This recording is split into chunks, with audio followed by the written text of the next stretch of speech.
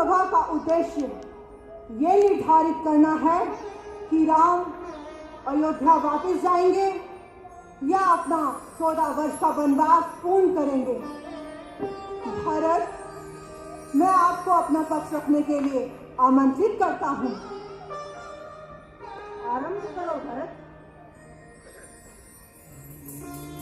हे राजऋषि, हे गुरु वशिष्ठ, मैं केवल इतना ही कहना चाहता हूं कि रघुकुल की परंपरा के अनुसार अयोध्या के राज सिंहासन पर बैठने का अधिकार ज्येष्ठ पुत्र का होता है और राम भैया हमारे ज्येष्ठ भ्राता हैं। इसीलिए मैं उनसे विनती करता हूं कि वो अयोध्या आकर अपना कार्यभार संभालें। राम, मैं भरत की बात से पूर्णतः सहमत हूँ। रघुकुल की परंपरा के अनुसार मुझे अयोध्या लौटकर राज्य का कार्यभार स्वीकार करना चाहिए। परंतु हे गुरुदेव, हे राजऋषि, यदि मैं अपनी इच्छा अनुसार अयोध्या लौट भी जाऊं, तो समाज की, संबंधों की, परंपराओं की एवं संस्कारों की मर्यादा का क्या होगा? क्या इन सभी मर्यादाओं का खंडन करना एक रघुवंशी को शोभा देता है? परंतु भैया, जिस मर्यादा पालन से राज, कुल और लोगों का अहित हो रहा हो, इसी मर्यादा के पालन से क्या लाभ? एक भाई को भाई से, एक माता को उसके पुत्रों से और एक राजा को उसकी प्रजा से दूर कर दे? ऐसा धर्म जो अपने श्रेष्ठ योग्य पुत्र के अपराधी ना होने के बावजूद उसे वनवास जाने पर विवश कर दे, ऐसी मर्यादा के पालन से क्या लाभ? फिर भी यदि वनवास आवश्यक ही है भैया, तो मैं आपके स्थान पर 14 वर्षों के लिए वन में रहूंगा। धर्म व्यापार नहीं होता भरत, जो वस्तुओं का अदल बदल कर लिया जाए। मेरे भाई, धर्म अति कठोर और व्यक्तिगत होता है। यदि हर प्राणी अपना कर्तव्य एक दूसरे के कंधे पर डाल देगा, तो इस सृष्टि में अनाचार फैल जाएगा। परंतु भैया, जिस वचन के कारण पिताजी का स्वर्गवास हुआ, जिस वचन के कारण मेरा जीवन कलंक और अपयश का भागी बन रहा है, जिस वचन के कारण समस्त प्रजा दुखी है, आप उसी वचन का पालन क्यों करना चाहते हैं भैया? क्यों? लोकहित तो अयोध्या में नहीं कर भी किया जा सकता है, तो उसके लिए वन जाने की क्या आवश्यकता है? और पिता के दिए वचनों का क्या भरत? क्या उनका कोई मोल नहीं? नहीं भरत, नहीं। सौंदर्य चंद्रमा को छोड़ सकता है, हिमवान बिना बर्फ के हो सकता है, समुद्र अपनी सीमाओं का उल्लंघन कर सकता है, लेकिन मैं कभी भी अपने पिता के दिए वचनों को नहीं तोड़ सकता। भरत, मेरे भाई, याद रखो, हम इस संसार से चले जाते हैं, परंतु हमारे द्वारा बोली प्रत्येक ध्वनि, प्रत्येक शब्द, प्रत्येक विचार इस संसार में सदैव के लिए जीवित रहते हैं। पिताजी ने माता कैकेयी को जो वचन दिए थे, उन्हें पूर्ण करना मेरा कर्तव्य है, और मैं प्रण लेता हूं कि किसी भी परिस्थिति में मैं उन वचनों का पालन अवश्य करूंगा। नहीं राम, नहीं, तुम्हें किसी भी वचन का पालन करने की कोई आवश्यकता नहीं है पुत्र। अपराध तो मुझसे हुआ है, और वो भी ऐसा अपराध जो संसार में किसी से नहीं हुआ। तो दंड भी मुझे ही मिलना चाहिए पुत्र, मुझे ही मिलना चाहिए। रानी कैकेयी सत्य कहती है। इन्हीं के षड्यंत्र के कारण एक और भैया को 14 वर्ष का वनवास झेलना पड़ रहा है, और दूसरी ओर पिताजी की दुखद मृत्यु हुई। सामान्य नियमों के अनुसार ऐसे षड्यंत्र के लिए तो मृत्यु दंड दिया जाता है, फिर अपराधी चाहे कोई भी हो। भरत! माता कैकेयी को रानी कैकेयी कहना कब से सीख लिया तुमने? क्या अयोध्या की मानवीय सभ्यता ने इतनी उन्नति कर ली है मेरे भाई? मुझे क्षमा करें भैया, परंतु ऐसी स्त्री को मैं क्या कहकर पुकारूं जिसने मेरे जीवन के 2 स्तंभों को भेद दिया। मुझे सिंहासन पर बिठाने की लालसा में जिसने अपने सुहाग और अपने परम प्रिय पुत्र की आहुति दे दी।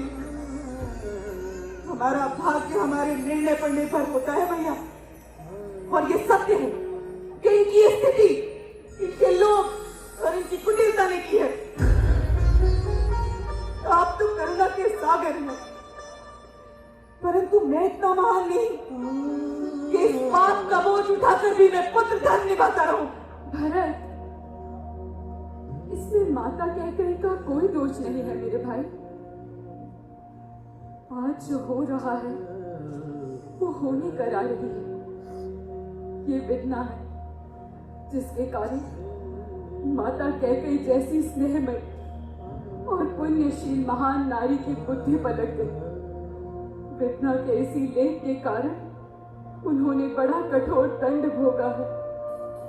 उन्होंने अपना पति खोया, अपना पुत्र खोया, अपना समस्त सुख खोया, फिर भी वो इस अपराध बोझ से कभी मुक्त नहीं हो पाई। भरत, नहीं राम, मैंने अन्याय किया है, परंतु मैं जानती हूँ पुत्र कि तुम बहुत दृढ़ निश्चय वाले हो। तुम 14 वर्ष पूर्ण किए बिना अयोध्या नहीं लौटोगे। तो ठीक है पुत्र, मैं तुम्हें अपने वचनों से मुक्त करती हूँ, मुक्त करती हूँ। मैं भरत के राज तिलक और राम के वनवास के वचन को खंडित करती हूँ, खंडित करती हूँ। राम, तू मुझे मां मानता है ना? तो अभी अयोध्या लौट चल पुत्र, अभी अयोध्या लौट। मैया, अपने पुत्र से ममता का मोल मांगने आई हो? माँ, यदि तुम्हारी ममता का यही मोल है कि मैं जिसे धर्म मानता हूँ उसका त्याग कर दूं, आप जिस रघुकुल की शोभा है उसकी कीर्ति में पिता का वचन भंग करके कलंक लगा दूं, तो ठीक है माँ, ठीक है। मुझे आपके चरणों की सौगंध है, मैं इसी क्षण अयोध्या लौट चलूंगा। परंतु माँ, फिर मेरा जीवन रण से भागे किसी कायर की भांति श्राप बनकर रह जाएगा। माँ, श्राप बनकर। क्या तुम यही चाहती हो? नहीं पुत्र, कदापि नहीं।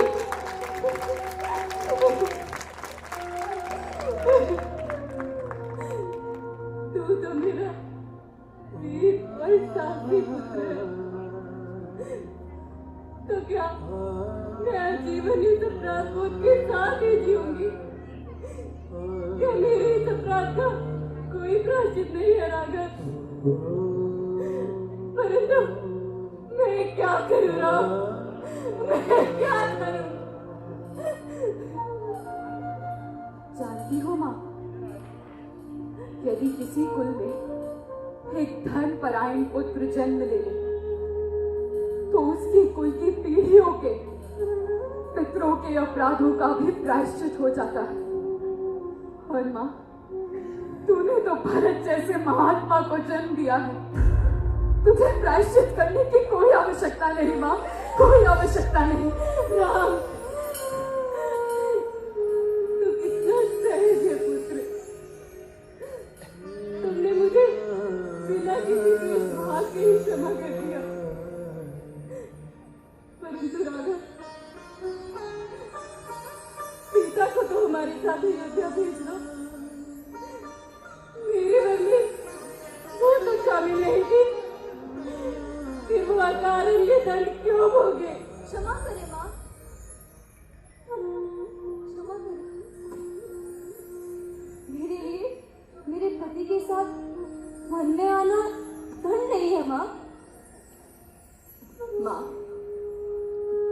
देवासुर संग्राम में आपने स्वयं पिता दशरथ के साथ रथ का संचालन कर उनके प्राणों की रक्षा की थी।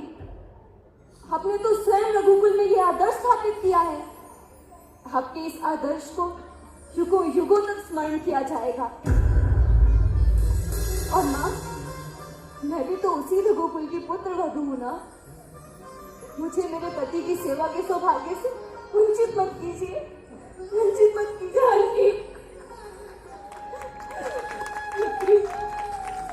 तुम्हारी नजरों से मैं निःशब्द हो गई हूँ।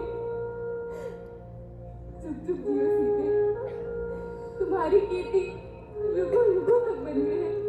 क्षमा करें, परंतु जिस कारण से इस धर्म सभा का आयोजन किया गया है वो समस्या तो जस की तस बनी हुई है। मैं जानना चाहता हूं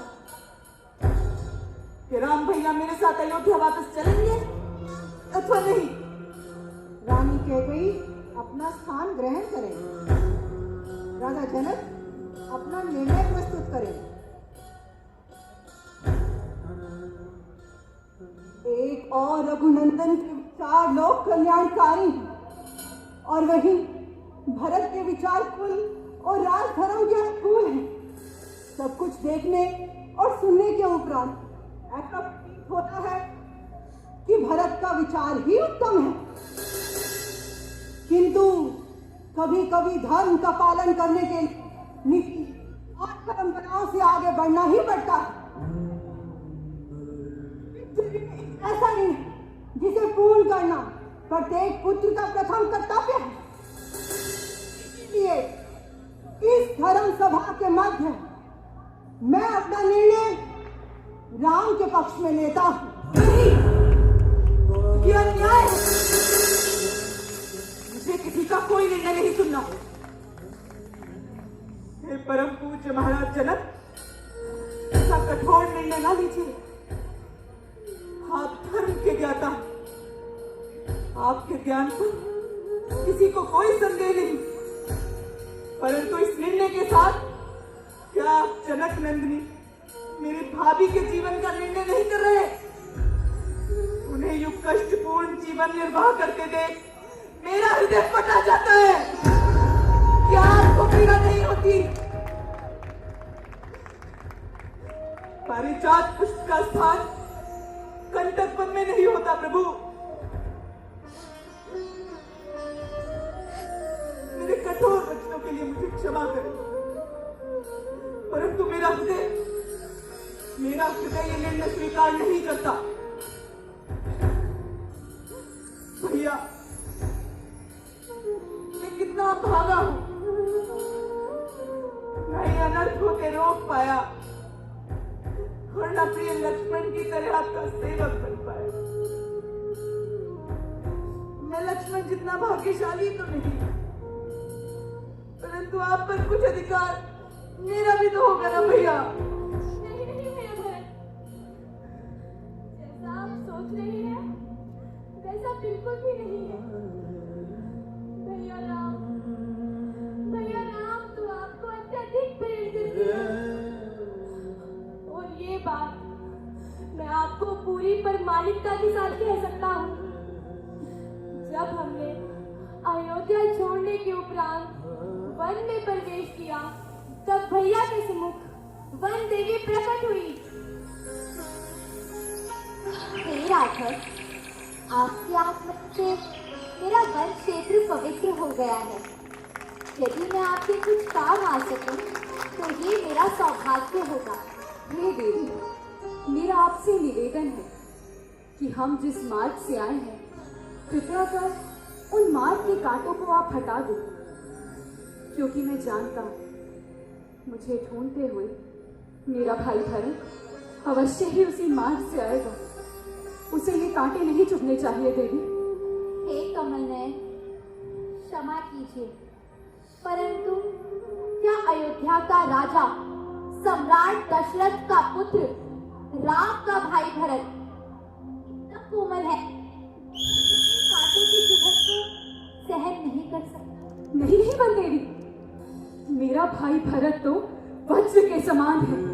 उसकी छाती से टकराकर तो इंद्र का वज्र भी टूट जाए। परंतु देवी, पांव में एक भी कांटा चुभ गया तो वो ये सहन नहीं कर पाएगा कि उसके कारण मुझे इन कांटों पर चलना पड़ा। वो ये कदापि सहन नहीं कर पाएगा देवी। धन्य है राघव आप और आपका कुछ भरत। मैं अभी सारे कांटे हटा देती हूँ।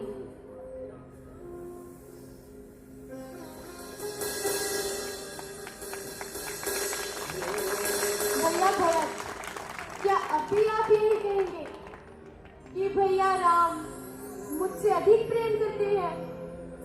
तुम सत्य कहते हो लक्ष्मण।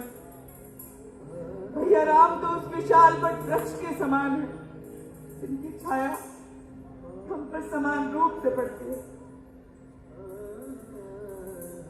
अयोध्या वापस लौट आओ भैया। भरत, मुझे प्रतीत तो यही हो रहा है कि तुम व्यक्ति राम से प्रेम करते हो, राम के आदर्शों, उत्तरदायित्व और राम की मर्यादाओं से नहीं। आप मेरे भक्ति और मेरे प्रेम से भली भांति परिचित हैं भैया, फिर भी ऐसी बातें कर रहे हैं। कुछ भी हो, मैं अयोध्या के राज सिंहासन पर नहीं बैठूंगा और ये भरत का प्रण है।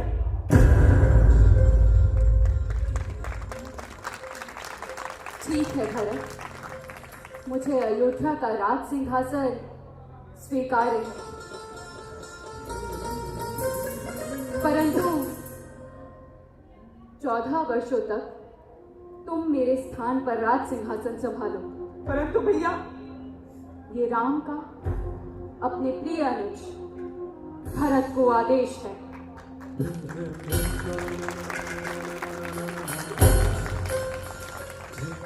बड़े निर्मोही हो भैया,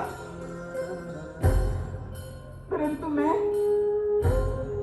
आपका सेवक हूं और एक सेवक का धर्म होता है अपने स्वामी का आदेश मानना। ठीक है, आपकी अनुपस्थिति में मैं अयोध्या के राज सिंहासन को संभालूंगा, परंतु एक राजा की तरह नहीं, आपके सेवक की तरह। भैया, मुझे अपनी चरण पादुकाएं दे दो ताकि मैं उन्हें सिंहासन पर स्थापित कर अपना कार्यभार संभाल सकूं। मेरी ये प्रार्थना तो स्वीकार नहीं करोगे ना भैया? मेरी ये प्रार्थना तो स्वीकार नहीं करोगे ना भैया?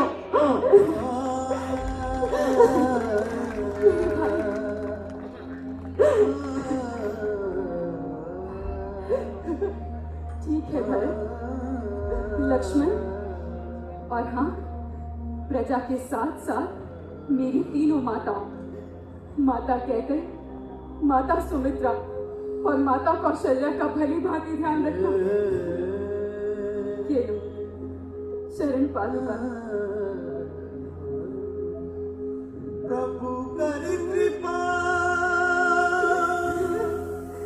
आवरी सादर भरत शीश धरि